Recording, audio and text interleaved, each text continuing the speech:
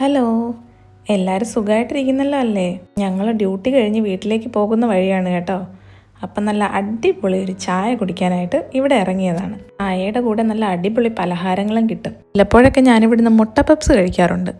നല്ല സോഫ്റ്റായിട്ട് നമ്മുടെ നാട്ടിൽ കിട്ടുന്ന അതേ ടേസ്റ്റിൽ ഇവിടെ മുട്ട പപ്സ് കിട്ടും. പക്ഷേ ഇന്ന് ഞങ്ങൾ വന്നപ്പോൾ മുട്ട പപ്സ് തീർന്നു പോയി കേട്ടോ. ഇതേ കണ്ടില്ലേ നമ്മുടെ ഇക്ക തരുന്ന ചായക്കൊരു പ്രത്യേക ടേസ്റ്റാണ് കേട്ടോ.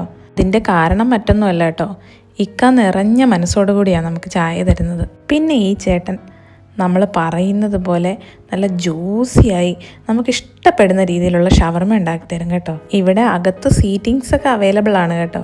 പക്ഷേ എന്നാലും പുറത്തൊരു കോർണറിൽ ഈ ടേബിളിൻ്റെ പുറത്ത് ചായയും വെച്ച് ഇങ്ങനെ ഷവർമ കഴിക്കുന്നതിൻ്റെ ഫീലൊന്ന് വേറെ തന്നെയാണേ. എനിക്കാണെങ്കിൽ ഡ്യൂട്ടി കഴിഞ്ഞിറങ്ങിയതുകൊണ്ട് നല്ല വിശപ്പും ഉണ്ടായിരുന്നു കേട്ടോ. ദേ നോക്കിക്കേ, ഈ ഷവർമ എത്ര ജ്യൂസിയാണെന്ന്.